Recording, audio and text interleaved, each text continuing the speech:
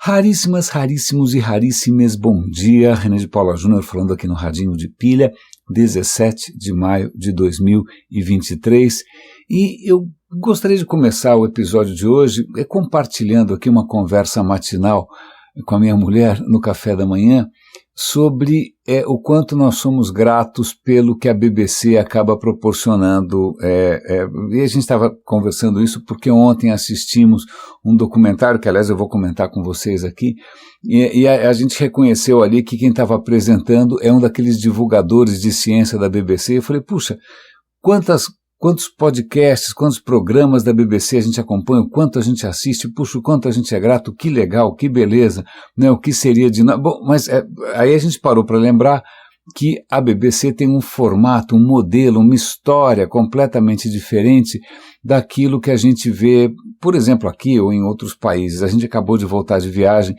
e eu confesso que eu simplesmente eu tenho uma intolerância total. Se eu tento ligar a televisão nos Estados Unidos, eu não consigo assistir mais do que alguns minutos, porque é de uma estridência, tudo é estridente, todo mundo fala alto, parece que está todo mundo gritando, os comerciais são tapas na cara, aquela coisa que, nossa, parece que está com uma mangueira de incêndio apontada para a sua cara, é aquela intensidade que para mim é bastante desgastante. Né, eu não consigo, você tem que escolher ali com muito cuidado. Às vezes, vamos colocar no canal de TV local, porque pelo menos ele vai contar como é que está o trânsito, se aconteceu alguma coisa, previsão do tempo. Depois a gente vai falar de previsão do tempo também hoje aqui. Né? Mas a BBC, por outro lado, nossa, é uma abundância, vamos chamar de pletora, é uma cornucópia de coisas que eu acho bacanas. Né? Eu lembro quando a primeira vez que eu não conhecia Londres, a primeira vez que a gente visitou, minha mulher falou, olha, eu faço questão que a gente conheça, tá bom, vamos lá. E uma das coisas que a gente acabou fazendo foi visitar a sede da BBC em Londres. Eu recomendo a todo mundo que tem interesse por comunicação fazer isso. Naquela época a BBC tinha uma sede ali no centro da cidade, a Broadcasting House, que era um prédio histórico, né, histórico sobretudo pelo papel que teve na Segunda Guerra, né, tentando ajudar ali na luta contra o nazismo, mas a gente visitou também um estúdio que ficava mais afastado, tinha que pegar lá era longe, era realmente longe, e eu fiquei super feliz, né, como eu já trabalhei em TV por um tempo razoável e tenho excelentes lembranças desse tempo, então para mim foi especialmente emocionante ver os bastidores, os estúdios, foi muito legal. Pois bem, BBC, eu lembro que logo na entrada da BBC tem lá um brasão, né, e tem a frase quacunque. Quacunque é de uma espécie, se eu não me engano, vem de Paulo ou algum desses, sei lá, desses figurões do catolicismo, em que ele fala quacunque quer dizer tudo que for bom, tudo que for bacana, tudo que for nobre. Ele faz lá, é um trecho qualquer com origem religiosa, mas esse quacunque está ali como se fosse a missão da BBC. A BBC, eu nunca entendi muito bem, preciso dar uma pesquisada. Eu sei que ela tem um pé bastante forte, ela é pública no sentido de que ela não é comercial, ela é sustentada por impostos, então os ingleses pagam para ter a BBC, né, o que fez com que ela pudesse ficar mais independente das pressões comerciais. Acho que hoje em dia a BBC, né, para ajudar a pagar as contas, começou a incorporar comerciais também, mas inicialmente era uma TV pública, como era a TV Cultura em São Paulo. Né, e aí a gente percebe que a diferença que faz você tirar pelo menos algum canal dessa maluquice, dessa pressão que é a economia de mercado. Porque o que os anunciantes querem é audiência, e se você quer audiência, muitas vezes você acaba apelando para a gritaria, e a minha tese sempre será de que toda vez que você se pauta pela audiência, você termina na banheira de gel do Gugu. Né? Essa é uma curva assintótica que leva, infelizmente, a mulheres em trajes mínimos, né, se lambuzando na lama, alguma coisa parecida com isso, porque afinal que a internet acabou virando uma coisa parecida, vide tabula e coisas parecidas. Mas eu estava contando isso tudo por conta de um documentário que nós tínhamos assistido na véspera. Eu vou compartilhar com vocês aqui minha impressão.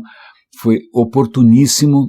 Aliás, eu estou tentando lembrar aqui o nome do apresentador. O apresentador é um divulgador de ciência Ele tem um nome, é um nome oriental, já esqueci, logo eu lembro, mas eu vou dar o link. Vocês sabem que todos os links daquilo que eu comento aqui estão na descrição de todos os episódios, estão no radinhodepilha.com, estão no nosso canal do Telegram, né, quando o Telegram não está, por alguma razão qualquer, impedido de funcionar. Mas, pois bem, então eu vou dar o link aqui para quem quiser assistir. Tudo que eu comento aqui eu tento compartilhar com vocês, até para referência, né? De repente vocês, o René um dia falou tal coisa no radinho, bom, entra no radinhodepilha.com, faz uma busca, é a coisa mais fácil do mundo. Mas, falando em BBC, ontem eu fiquei muito feliz porque havia mais um episódio do In Our Time, que é um podcast, que é um programa de rádio antiquíssimo da BBC. O apresentador já deve ter uns 300 anos, mais ou menos, que é o Melvyn Bragg. E ele estava comentando, o assunto dessa vez era a Revolução Shimabara. Eu falei, o que é Shimabara? Não é revolução, é rebelião. Vamos chamar de rebelião porque não deu certo. Né? A rebelião Shimabara. Eu falei, puta, que diabo a rebelião Shimabara? Mas a história, senta aí que a história é interessante. Eu achei a história interessantíssima, inclusive porque envolve, sei lá, os nossos patrícios, né, os portugueses. A questão é a seguinte, vamos lá. Japão. Ok? Japão, ilhas, um monte de ilhas, certo? Ali perto da China, perto da Coreia, legal? Ok. O que acontece é que quando os portugueses começam a se expandir pelo mundo, um belo dia eles chegam no Japão, né? No Japão estão ali felizes e contentes, né? Começando a negociar com os japoneses. Eles têm várias coisas para oferecer para os japoneses, inclusive armas de fogo. Que beleza, que bacana, que contribuição extraordinária. Pois bem, estão lá negociando com os japoneses, e quem vem de carona com os portugueses? Jesuítas. Aliás, reza a lenda, alguém me confirma por favor, mas a palavra arigato, que quer dizer obrigado, vem justamente da palavra obrigado em português, influência aí dos nossos antepassados. Pois bem, então os portugueses já estão ali 1500 e pouco, 1549, por ali, já estão negociando e estão levando de carona jesuítas. Jesuítas são personagens que eu acho absolutamente fascinantes, porque eles, é uma ordem, né? Aliás, eu adoraria, eu vou ver se o In Our Time ou alguém já fez algum programa sobre os jesuítas que eu quero aprender mais a respeito. É uma dessas ordens religiosas, né, que saiu por aí para expandir o cristianismo pelo mundo, né, pegando carona nos descobrimentos, e tem uma questão extremamente interessante, porque os jesuítas eram uma ordem com uma disciplina e uma organização extraordinárias, pareciam quase que militares. Se mandava 2 ou 3, sei lá, vai lá catequizar a China, e vão lá 3, 4 malucos lá e vão tentar sozinhos catequizar a China. E os caras eram muito corajosos, né? Imagina, vieram aqui pro Brasil, né? Foram catequizar os índios no meio do nada, foram para a Índia, foram também para o Japão. E tem uma questão muito interessante dos jesuítas, é que eles perceberam, né, rapidamente, que se eles quisessem ter alguma chance de catequizar outros povos, eles tinham que, sei lá, pelo menos aprender a língua, aprender os costumes, né? E aí, no caso do Japão, a história é muito interessante, porque eles erraram na mosca. É muito curioso, vamos falar aqui, né, vamos fazer o seguinte, se a gente quiser ganhar escala, vamos direto para as cabeças. Eles perceberam que o Japão era um país feudal, na verdade eles chegaram num momento no Japão, século XVI, 1500, o Japão era um caos, a estrutura de poder tinha se fragmentado completamente, não tinha um poder central decente, você tinha mais ou menos 120 regiões ou feudos, sei lá, senhores, né, diferentes brigando entre si, era uma brigaiada desgraçada, por isso que você tem tanta fortificação, tanto castelo japonês, tanto samurai, porque os caras viviam em pé de guerra uns contra os outros, não tinha um Japão unificado. Né? E eles falaram, essa confusão toda aqui, vamos fazer o seguinte, se a gente quiser alguma chance de acelerar a adoção do cristianismo, vamos para as cabeças, vamos falar com os poderosos, tal, quem sabe eles impõem de cima para baixo, é um país feudal, né, com uma estrutura bastante hierárquica. Vale lembrar que o Japão, na hora que eles chegam ali, o Japão do ponto de vista religioso aliás, é um pouco difícil você chamar o que estava esse funcionamento no Japão de religioso, porque você tinha ali o confucionismo, que vinha da China, né, o confucionismo, Confúcio, que inclusive o confucionismo tem toda uma questão de hierarquia, de estruturação hierárquica da sociedade para manutenção da ordem e tal. Então é um país bastante hierárquico, é um país bastante vertical em termos de poder, né? Mas você tem também o budismo, que vem da China, e você também tem o shintoísmo, o shintoísmo que eu acho, a gente já comentou aqui, é extremamente interessante. Ele envolve animismo, né? Atribuindo alma a, sei lá, grãos de arroz, a tudo que você pode imaginar, e aí se tem algum poder, o poder descende da deusa, que é a deusa do sol, que eu já esqueci o nome. Então você tem o shintoísmo, o budismo, o confucionismo, mas nada disso tem o caráter que a gente chamaria aqui no Ocidente de confessional. Não é que o cara bate no peito e fala, olha, eu sou budista desde pequenininho, Deus me livre, não quero conversar com os outros caras, onde já se viu. Não, era tudo meio misturado. Né? Então, se você nasceu perto do templo X, era naquele templo que você ia fazer suas oferendas, seus rituais. Os rituais muitas vezes misturavam o budismo com o shintoísmo. Não tinha, assim, uma questão, né, muito severa com qual religião alguém estava seguindo.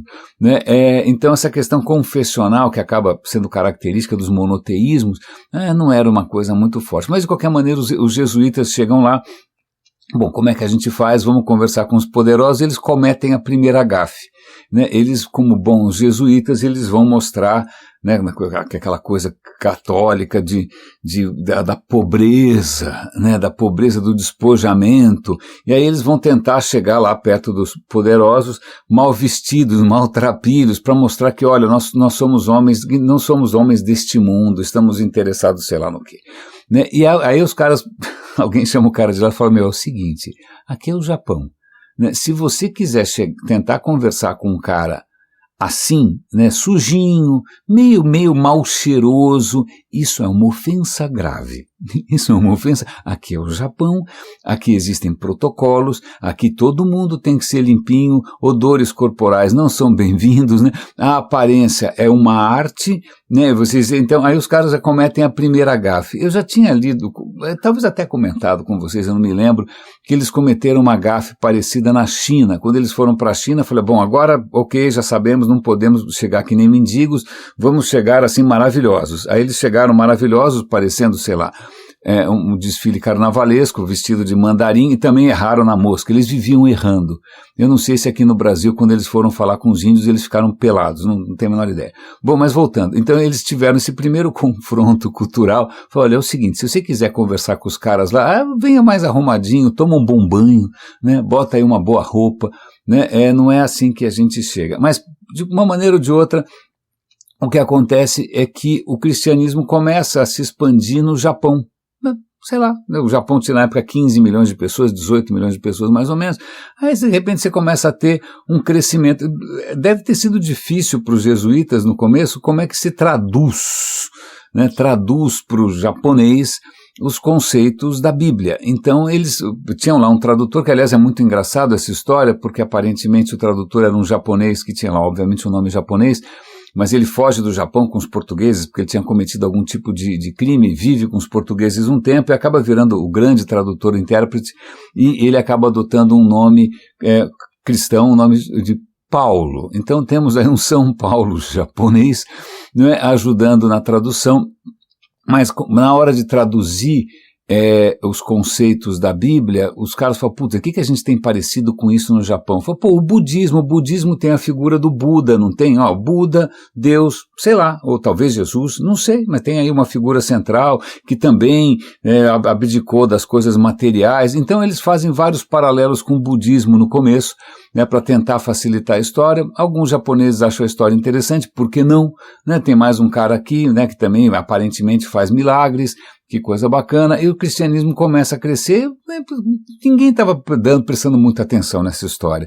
Né, na verdade, a grande preocupação ali de alguns senhores de guerra é que você tinha budistas que eram um pouco mais mão pesada, tinha inclusive guerreiros budistas, que é uma questão muito interessante, como é que fica a doutrina da não violência se você tem um guerreiro budista, mas vocês sabem que eu já parei de tentar cobrar qualquer coerência de qualquer filosofia ou postura religiosa, mas pois bem, então você tinha ali os guerreiros budistas que davam mais dor de cabeça para os governantes, os cristãos ali pareciam um pouco mais mansos, deixa quieto, até que obviamente os budistas começam a ficar com o saco cheio dos cristãos, porque onde já se viu ficar se apropriando, peraí, Buda é Buda, esse Deus de vocês é Deus de vocês, mas sei lá, tem ali uma certa quantidade de cristãos no Japão no começo do século XVI. Mas aí acontece uma coisa interessante, que é colheitas ruins, uma atrás da outra, né? E para complicar a história,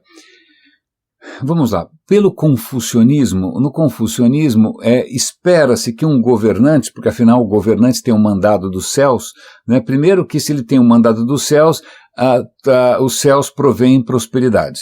Certo? Se você tem um governante que está agindo de acordo com o mandado dos céus, então o país é próspero. Você tem colheitas maravilhosas, tudo chove, porque sei lá, qual é a conexão, mas não sei. Mas, e também espera-se, né, do governante que ele seja benévolo, né, que ele também tenha um comportamento que seja um comportamento de acordo com os princípios do confucionismo, alguma coisa solidária. Pois bem, numa certa região do Japão, já esqueci todos os nomes, desculpem, eu estou ficando velhinho, mas numa certa região do Japão, o que acontece é que tem lá uma família de senhores feudais que não tá nem aí, os caras taxam todo mundo pra caramba, e aí as colheitas colapsam. Normalmente, ainda mais por causa desse princípio confuciano, né, quando a colheita era menor, os impostos eram generosamente reduzidos. Legal, a gente sabe, vocês não conseguiram colher tanto assim, portanto, a gente vai, né, aliviar um pouco. Obrigado, hein, que legal, né, vocês são governantes bacanas. Mas essa família em especial não estava nem aí, né, continuou ali sugando a população camponesa, sugando todo mundo, impostos altíssimos, começou a ter fome, e aí o que acaba acontecendo é que acontece uma rebelião, os caras se armam, o que é muito interessante, porque já tinha tido antes um esforço de desarmar a população, né? Quem tinha as espadas, só os samurais podiam ter espada, vocês não podem ter espada patavina nenhuma, para com essa história. Por que você acha que nasceu o judô e o karatê? É justamente por causa disso, porque ninguém tinha mais arma nenhuma, você tem que se virar na base do pontapé e do soco. Pois bem, então a população se revolta nessa região, conseguem conquistar um castelo, esse castelo é uma fortificação extraordinária, e, curiosamente, esses rebeldes, muitos deles são cristãos, e muitos deles acabam adotando estandartes cristãos. E como não podia deixar de ser, obviamente surge uma figura, né, que é quase como se fosse um messias japonês, né, uma figura quase legendária, que é muito jovem, muito inteligente, que cheio de poderes extraordinários, que é como se fosse um Cristo japonês, eu já esqueci o nome. Tá bom?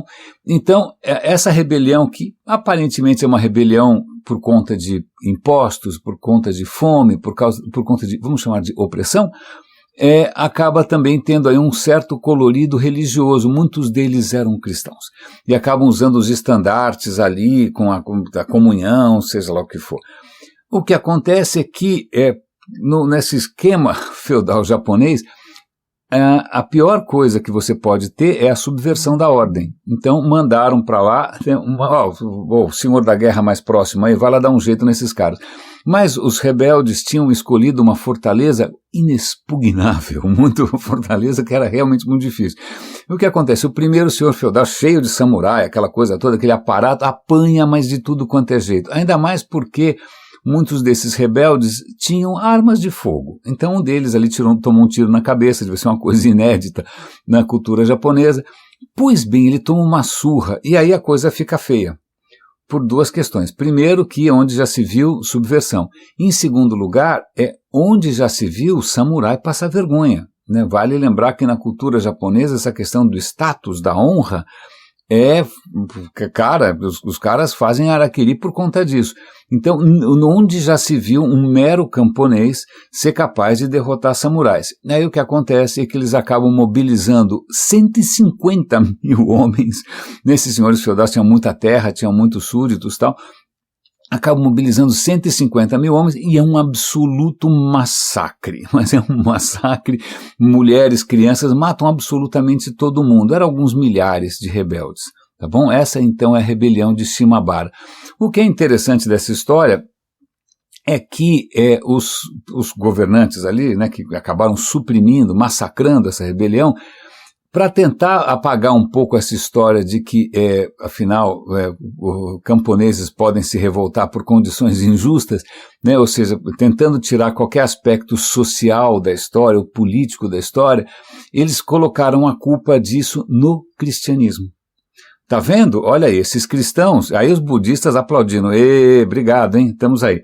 Aí, esses cristãos, onde já se viu? Aí o que acontece é que aí o Japão, pouco depois disso, 1600 e pouco, ele simplesmente fecha o Japão para absolutamente todos os estrangeiros, proíbe o catolicismo, expulsa, né? Tem até que a gente viu um filme recentemente aí justamente disso, né, de missionários cristãos no Japão, tem um episódio em que vários deles são crucificados.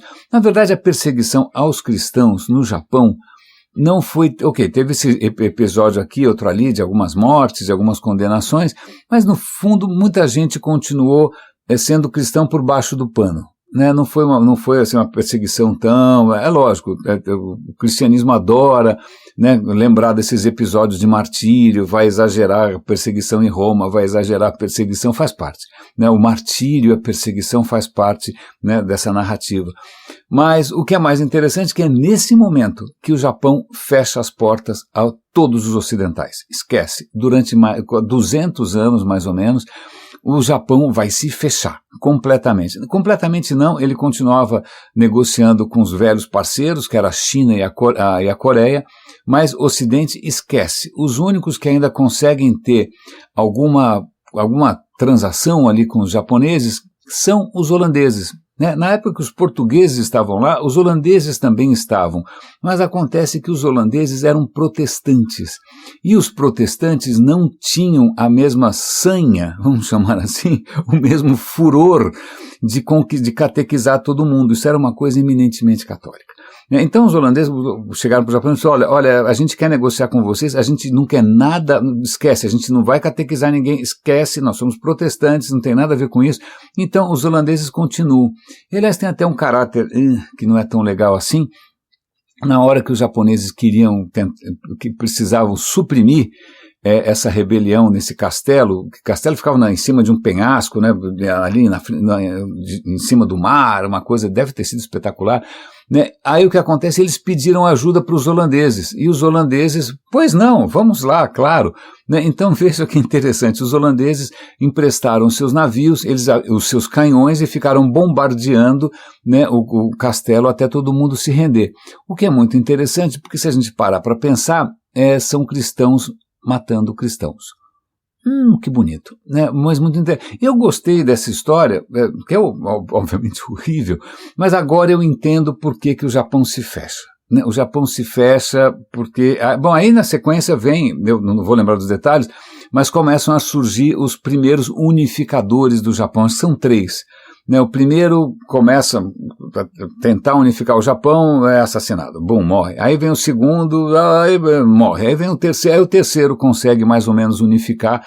E aí vem essa época que é chamada se eu não me engano, de Edo, né? Ele tenta, primeiro ele tenta enfraquecer essas lideranças locais, e ele tem até uma ideia que é bastante interessante, fala, olha, é o seguinte, agora é um governo central, para de encher o saco, e vai ser aqui em Edo, e agora todos os aristocratas, cada um, sei lá, esses senhores de guerra, senhores de terra, né, que ficam lá na Casa do Chapéu, em ilhas diferentes, é o seguinte, vocês vão ter que manter alguém da sua família aqui em Edo. Fica aqui na corte, fica aqui, é legal, é bacana, vai ter poesia, arte, vai ter aqui o Hokusai, vai ter teatro, nobu, essa coisa toda, kabuki, né? Vocês vão sempre ter que ter um membro da família aqui, a sua esposa e o seu filho, por exemplo. ou você mesmo, né? O que é uma maneira muito gentil de você manter reféns. Né? Então veja, você vai ser obrigado a manter sua família aqui em Edo, ou você também, o que também dá uma despesa danada e acaba enfraquecendo também financeiramente aqueles que poderiam ser conspiradores. Mas eu achei interessante, isso explica talvez por que você tem um florescimento, né, da cultura e da arte japonesa nesse período, tudo em torno de Edo, a poesia, a pintura, né, o teatro, essas gravuras, essas xilogravuras. Eu achei isso extremamente interessante. Isso tudo acaba no século XIX, os americanos falam o seguinte, a gente quer negociar com vocês. A gente não quer. Aí eles param os navios na frente do porto e apontam os canhões. Falei, e aí, vocês vão abrir esse bagulho ou não vão? Né? Então o Japão é obrigado a abrir, e aí o Japão percebe que ele estava muito atrasado, porque nesses 200 anos é justamente os 200 anos do iluminismo, da revolução industrial, da ciência, né, das armas modernas, tá? E o Japão continuava lá, né, andando com aqueles sapatos gozados. Mas eu achei bárbaro. Finalmente agora eu entendo um pouco mais da história japonesa. Agora vocês sabem também, rebelião Shimabara, com fortes componentes religiosos, mas que também foram exacerbados por ambos os lados, né? Por um lado, os governantes queriam, não, a culpa é desses estrangeiros católicos, onde já se viu, e os cristãos, fomos massacrados, que drama, etc. Mas eu gostei, coisas que você ouve na BBC, não é mesmo, né? Eu não sei que se a gente prefira, obviamente, assistir Big Brother, da Atena e coisas parecidas, não é mesmo? Mas falando em BBC, eu sou muito grato aqui, ontem eu estava procurando no YouTube e naquelas recomendações do YouTube apareceu um documentário que era de um canal que eu não seguia e que eu também não pretendo seguir, mas foi tão oportuno, mas foi tão bom.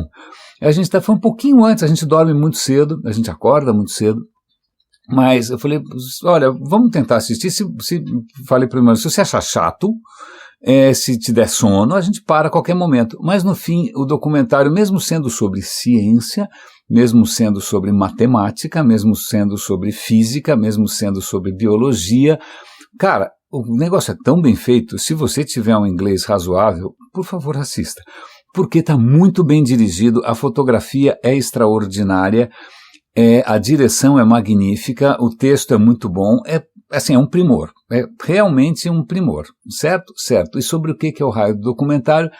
Sobre o caos. O caos. Ok, aí você fala, bom, caos, eu não preciso de documentário, né, vou dar uma volta no quarteirão, né, vou ligar o noticiário, né, vai ter lá Rolex, vai ter, sei lá o que, pescoço de galinha para Yanomami, vai ter um monte de coisa de louco.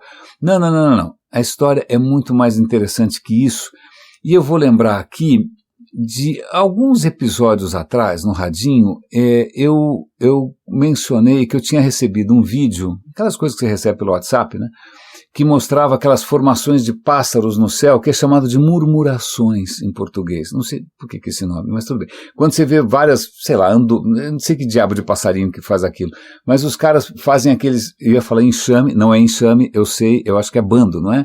São esses bandos de pássaros que de repente fazem, parece uma nuvem fluida que vai mexendo, e o vídeo era um registro muito bonito desses pássaros, dessa murmuração, sei lá, dezenas de milhares de pássaros, mas o vídeo concluía que isso era uma demonstração clara de um criador benevolente, maravilhoso, que afinal só Deus. Mas em suma, hashtag, naquele momento eu devo ter usado o hashtag só que não, né? Tentei mostrar que essa formação é perfeitamente explicável por 3 regras básicas que cada passarinho segue, não tem ninguém envolvido nisso, são só 3 regras. O passarinho, ele presta atenção, ele vai seguir quem está na frente, ele vai manter uma certa distância de quem está na frente, ele vai manter uma certa distância de quem está do lado. É isso.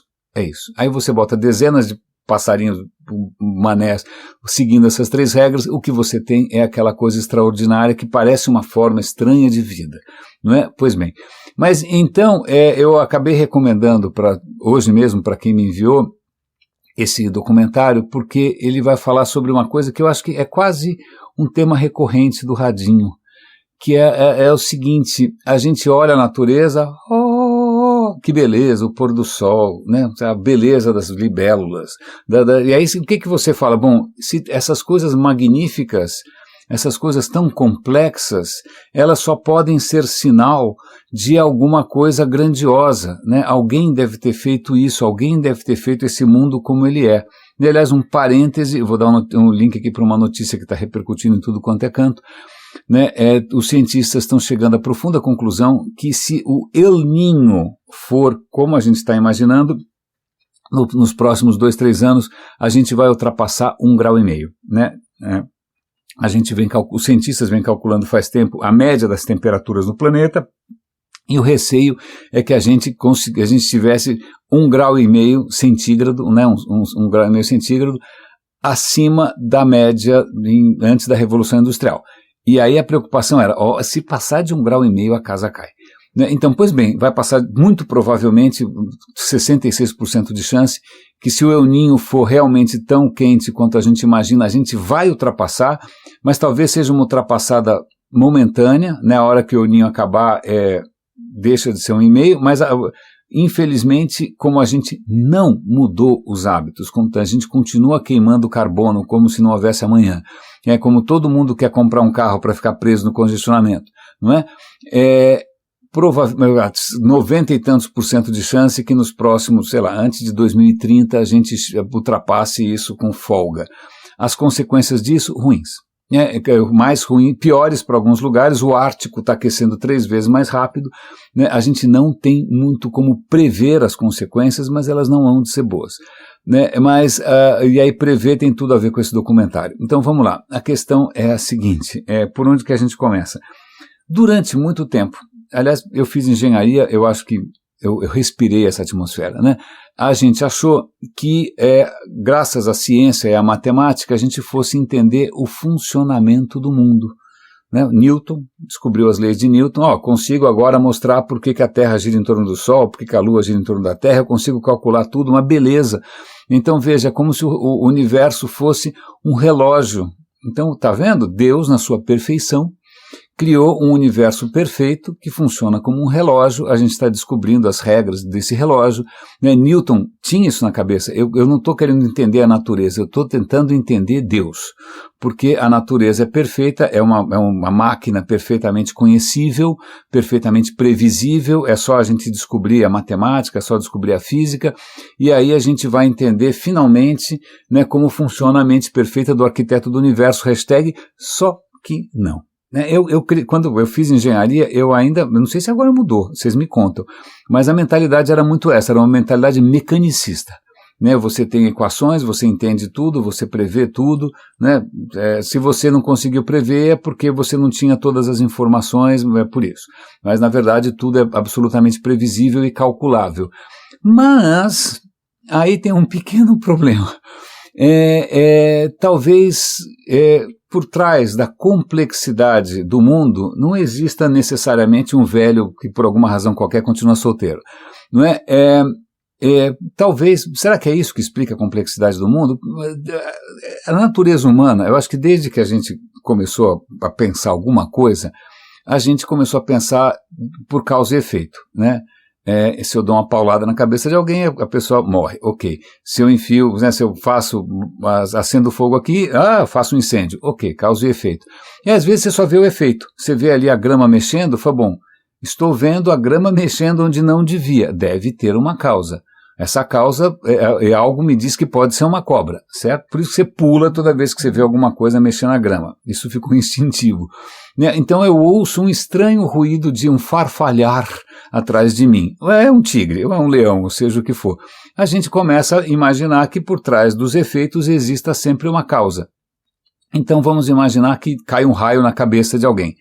Aí, por que não imaginar que de repente caiu porque aconteceu alguma coisa, né? Se caiu um raio na cabeça dele, é um evento tão extraordinário, vamos imaginar que existe uma causa. Então a gente começou a enfiar causa em tudo, certo?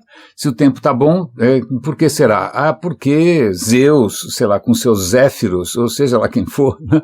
De repente, ou então, vamos fazer o seguinte,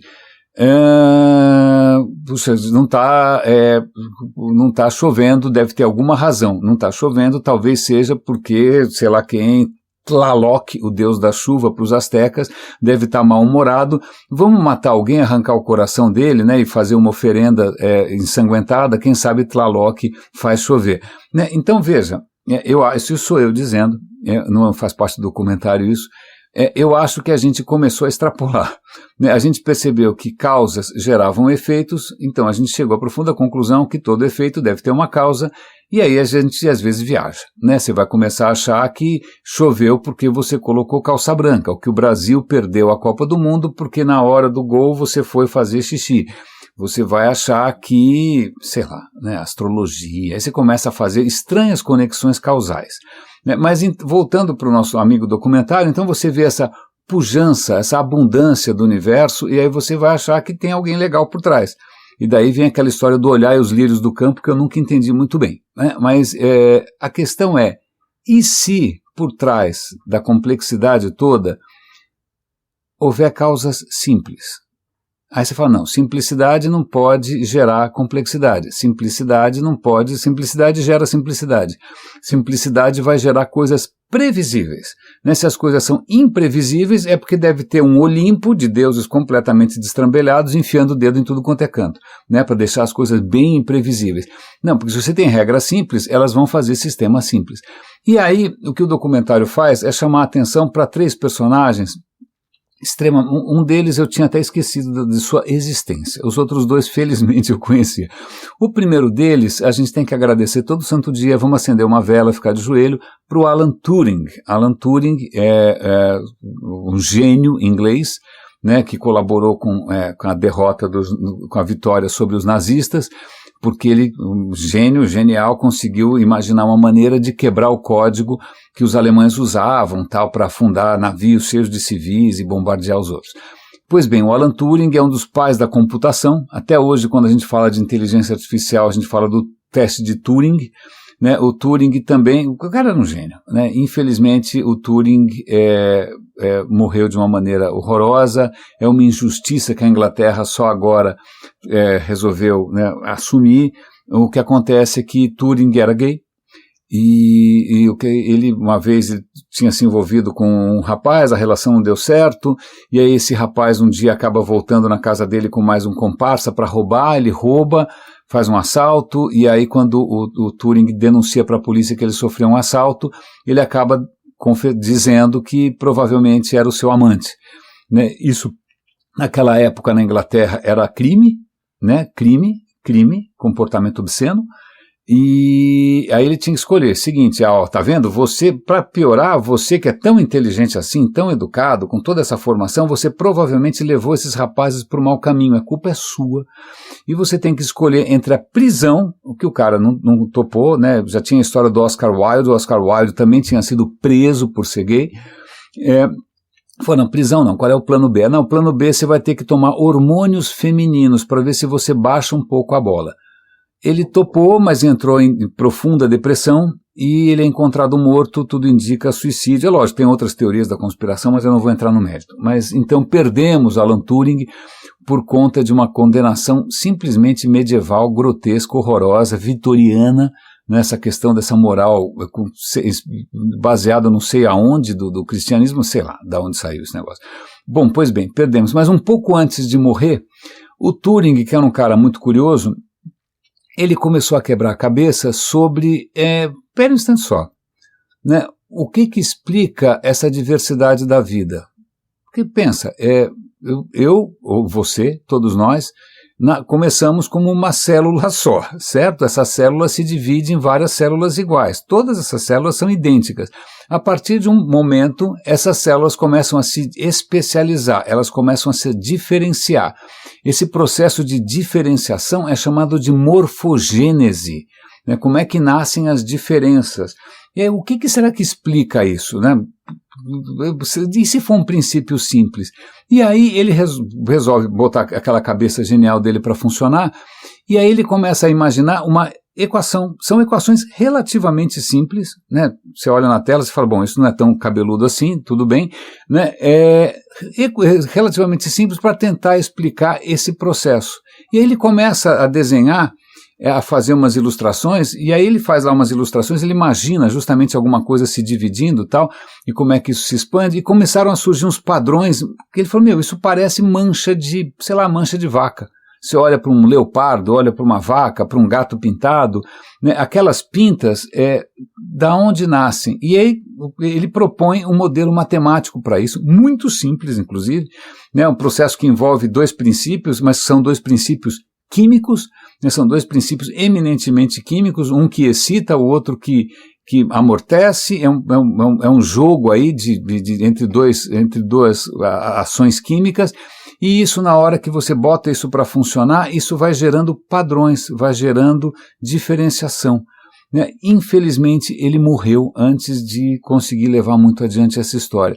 Mas hoje, com qualquer computador, deve ter app para isso e tal, você consegue simular isso, você bota essas equações para funcionar e você consegue perceber que as listras de uma zebra, as manchas de um leopardo, você não tem um gene que diz, olha, agora você faz preto, agora você faz branco, agora você faz preto. Não, essa instrução não existe. Esse padrão, ele decorre simplesmente da interação de 2 coisas químicas que têm certas propriedades e isso vai gerar padrões. Padrões complexos emergindo de uma coisa simples, de uma coisa material. E aí, quando a gente começa a perceber, isso não é só no pelo de um leopardo, isso pode ser quando você olha uma duna, você olha aquelas fotos maravilhosas de dunas, sei lá onde, no Marrocos, as dunas estão sempre se mexendo, aquelas formas orgânicas, aquelas ondulações. Quem manda essas dunas fazerem isso? Ninguém manda essas dunas fazerem isso. Isso é simplesmente resultado de uma interação muito simples, matematicamente muito simples, e que, mesmo sendo muito simples, a hora que você bota isso para rodar, isso gera uma imprevisibilidade. Você não consegue prever onde tudo isso vai dar. Ela gera complexidade. Então, o primeiro sinal de que a complexidade ela nasce de um princípio, pode nascer de princípios muito simples e que são princípios materiais, podem ser princípios físicos, podem ser princípios químicos. Aí ele avança por uma outra figura absolutamente genial, que é o Lorentz, que o cara era um meteorologista americano. Ele estava também naquela fissura, não, o mundo é um relógio, o criador, Deus, seja lá o que for. E aí ele falou, olha, o clima, justo o clima, olha o que o cara escolheu. O clima deve ser também previsível, né? Basta eu vou tentar criar aqui um modelo matemático para conseguir prever o clima, porque se eu tivesse modelo, eu consigo prever o futuro. E aí ele constrói lá um modelinho, né, de como funcionaria o clima e tal. Aí ele falou, bom, eu vou rodar isso num computador, né, eu vou botar no computador e vou botar para rodar. Aí ele botou lá para rodar o negócio dele, o negócio ia imprimindo números. Naquela época os computadores não conseguiam fazer animações, né, ChatGPT não tinha. Aí saiu os números, aí você fala, olha que legal, aqui eu deixei rodar aqui essa minha simulação, então nessa minha simulação, daqui a 2 semanas, nesse meu modelo aqui, vai fazer sol. Pô, que legal. Ele falou, bom, se essa simulação estiver correta, né, se o meu modelo estiver correto, eu posso repetir ele todas as vezes e ele sempre vai dar o mesmo resultado. Aí ele resolveu fazer um teste. Vamos fazer o seguinte, eu vou pegar todos os dados, né, porque ele foi registrando como ia ser cada dia, né, então, ok, eu estou dizendo que hoje, no primeiro dia, o tempo está assim, daqui a 2 semanas vai estar assado. Então, vamos testar o modelo? Eu vou pegar o seguinte, vamos ver qual é a previsão para daqui a 1 semana, então, com base nessa previsão para daqui a 1 semana, eu vou tentar rodar para ver como é que vai ser a outra semana. Tem que dar a mesma coisa. Não dava completamente diferente. E o cara começou a espanar, falou, pera um instante só, não tem como, mas como assim? Por que dá outra coisa? Eu não mudei nada, eu só peguei os números, anotei os números, coloquei de volta os mesmos números, agora começa daqui. Dava uma coisa diferente. Ele demorou para perceber que o que estava acontecendo, os modelos dele eram modelos. O que estava acontecendo é que na hora que a máquina imprimia os resultados, né, a pressão atmosférica é 1.045340, ela imprimia com um certo número de casas decimais. Né? Acontece que, para imprimir, ela arredondava o final. Esse pequeno arredondamento, mas que era 0,00000, era desprezível. Esse arredondamento fazia diferença, porque o que ele estava colocando no modelo não era o número original, era um número arredondado, mas uma diferença muito pequena. Uau, e essa diferença muito pequena, ela começava a gerar consequências completamente imprevisíveis. E aí ele percebeu que em alguns sistemas, eles podem ser muito sensíveis, né? Se você mudar um tiquinho que seja, uma quantidade infinitesimal, a coisa toma outro rumo.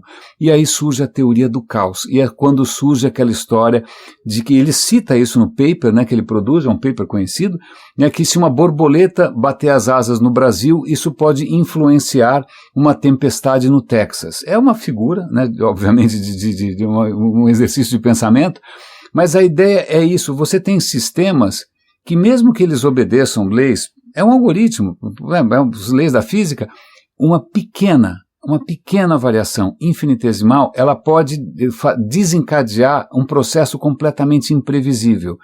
Ou seja, quer dizer que não só a natureza ela pode ser explicada sempre por princípios simples, mas que também ela pode ser absolutamente imprevisível. Por quê? Porque às vezes uma pequena condição, né? Mas quando que isso acontece? Isso acontece justamente quando você tem algum tipo de ciclo, algum tipo de retroalimentação, algum tipo de feedback. E aí surge uma figura, eu não sei se algum de vocês me segue no Instagram ou não, não faça isso porque eu publico sem parar, vocês vão perder muito tempo. Mas de vez em quando eu publico alguns fractais. Eu gosto dessa história. Eu tenho uns 2 ou 3 ou 4 aplicativos de fractais no meu celular. Quando não tenho nada para fazer, eu preciso de estou ouvindo alguma coisa e quero alguma coisa para me estimular visualmente, eu boto lá uns fractais rodando e tal, para me distrair. Bom, fractal, você já deve ter visto, fractal são aquelas imagens que você começa a dar zoom, zoom, zoom, zoom, zoom e não acaba nunca mais, né? Quanto mais você dá zoom, mais acontece, mais acontece. Da onde vem isso? Né? Aí vem o nosso amigo Benoit Mandelbrot, que na época trabalhava na IBM, completamente lelé, uma figura muito doida. O Mandelbrot estava incomodado porque matemática, física, isso vem desde o Platão, né? Quando eles pensam o mundo, eles pensam em sólidos perfeitos, retas perfeitas, triângulos perfeitos, círculos perfeitos, desculpa, eu ia falar a droga da perfeição. Eu falei, quando eu olho no mundo, não tem perfeição em nada, né? Se eu olhar aqui, mesmo se eu pegar qualquer coisa, eu olho no microscópio, ela é toda cheia de rugosidades, ela é toda cheia de irregularidades, ela é toda cheia, se eu olhar, por exemplo, o pico de uma montanha, ele é sempre irregular, se eu olhar a costa de um país, ele é sempre irregular, mas ele percebeu que mesmo sendo irregular, algumas coisas têm regularidades. Por exemplo, se você pega um brócoli, tá bom? Você tira uma foto de um brócoli de perto. Agora, você corta um galinho do brócoli e aí você dá uma foto mais de perto para ficar mais ou menos do mesmo tamanho. Ele é praticamente idêntico ao brócoli original. Agora, você pega um galho do brócoli, se você for também expandir, dar um zoom, ele é mais ou menos igual a um brócoli. Ele percebeu que algumas coisas são autossimilares. À medida que você vai se aproximando, o padrão se repete sempre. Então, se você pega, aliás, isso é um fenômeno curiosíssimo. Eu me lembro que isso apareceu uma vez quando eles tentaram vamos medir a costa da Inglaterra. Aí cada um que media dava um resultado diferente. Por que dá um resultado diferente? Porque depende do tamanho da régua. Né? Se você tem uma régua que tem 1 metro, né, aí você tem lá, imagina, uma costa, a costa de um país, um contorno de um país. Com a régua de 1 metro, você mede de ponto a ponto ali, você está ignorando todas aquelas irregularidades, tá? Então, na hora que você mediu ali com uma régua de 1 metro, deu uma medida. Agora, se você fosse pegar uma régua de 10 centímetros, você ia acompanhando todas aquelas irregularidades e aquilo dá um número maior. Agora, se você pegar com uma régua de 1 centímetro e você for contando, né, de irregularidade em irregularidade, nossa, aí dá um número muito maior. Porque não acaba nunca essa irregularidade. Ele percebeu que a natureza tem vários processos que são autossimilares. Você pega, por exemplo, os galhos de uma árvore, você pega, por exemplo, os rios se bifurcando, você pega o seu sistema circulatório, você pega os seus brônquios nos seus pulmões. São sistemas que têm essa característica de autossimilaridade. Mas o que explica isso? E o Mandelbrot, ele conseguiu criar uma pequena fórmula, aliás, uma fórmula ridiculamente simples, mas é simples até não poder mais, e a hora que você bota isso para rodar, né, o resultado da fórmula, ele é retroalimentado, é usado de novo, e é usado de novo, e é usado de novo, e é usado de novo. Então, você tem ali um acúmulo, né, de efeitos, e aí você cria os fractais. o que ajuda a entender muita coisa. E para completar essa história toda, obviamente a gente tem que lembrar de Darwin. Darwin, quando pensou na evolução, ele entendeu mais ou menos o mecanismo de seleção natural, né, o que acontece quando você tem diferenciação, né, você tem mutações, você tem coisas diferentes, aí o universo vem lá e seleciona, olha, desculpa, mas não tem comida, se você é guloso, você não vai durar, agora agora quem aqui é um pouco mais frugal consegue sobreviver, sei lá. Então, o Darwin entendeu esse processo absolutamente revolucionário, que explica absolutamente tudo no mundo, inclusive outros processos também, mas ele não tinha chegado nessa raiz. Será que por trás de tudo isso pode haver princípios simples? E a questão é que sim. É lógico, existe ainda muita coisa por descobrir, existe ainda muita coisa por pesquisar. Mas a questão, e é esse que é o grande, e aí ele cita, inclusive, ele mostra ali esses bandos de pássaros, eu ia falar nuvem, essas nuvens de pássaros, e ele demonstra, ele fala, cara, isso parece alguma coisa sobrenatural, espiritual. Desculpa, isso são 3 regras básicas, né, e isso é absolutamente imprevisível, porque basta um passarinho engasgar para pronto, muda completamente o padrão. Existe uma imprevisibilidade no seio da natureza. Nem vou falar aqui de física quântica, nem vou falar de nada disso, né, mas o que é interessante dessa história toda, e aí, aliás, eu vou deixar a história da alma para amanhã, tá bom? Depois a gente fala do nosso amigo, do Seth.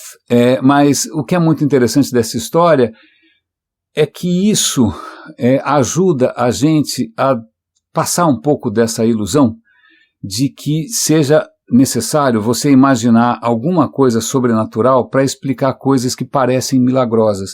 Muitas vezes coisas que são maravilhosas, sensacionais, né? Um pavão misterioso, pássaro formoso. Não. Isso emergiu ao longo de bilhões de anos. A natureza é paciente. Ao longo de bilhões de anos, de uma maneira que é inevitável. É inevitável. É como o universo funciona. É como a matéria funciona. E é dessa maneira que a matéria vira vida. A vida surge exatamente nesse tipo de processo, né? Complexidade que começa a surgir a partir de coisas muito simples, né? Complexidade que começa a ser selecionada num processo de seleção natural, que começa a abrir horizontes que antes eram inimagináveis. O mundo se explica. Isso, e curioso que muita gente vai falar, mas puxa, você está tirando a magia, você está tirando a espiritualidade, o mundo fica pobre, né? Aliás, eu estou vendo aqui diante de mim, conhecidos, na verdade um parente, dizendo, a vida não pode ser só isso. Eu falei, como assim só isso? Você tinha que estar de joelhos, porque você está num planeta que teve as condições, né, bastante improváveis de permitir esse milagre contínuo e que a gente está entendendo cada vez mais. Como assim só isso? Né? Por que a gente tinha que, de alguma maneira, e quem sabe a complexidade, quem sabe a teoria do caos, né, quem sabe essas novas correntes de pensamento, ajudem a gente a perceber a potência que existe por trás dessa variedade toda. Né? Uma potência que a gente muitas vezes acaba jogando contra, em que a gente acaba sabotando, em que a gente acaba botando o mundo acima da temperatura que ele aguenta, né?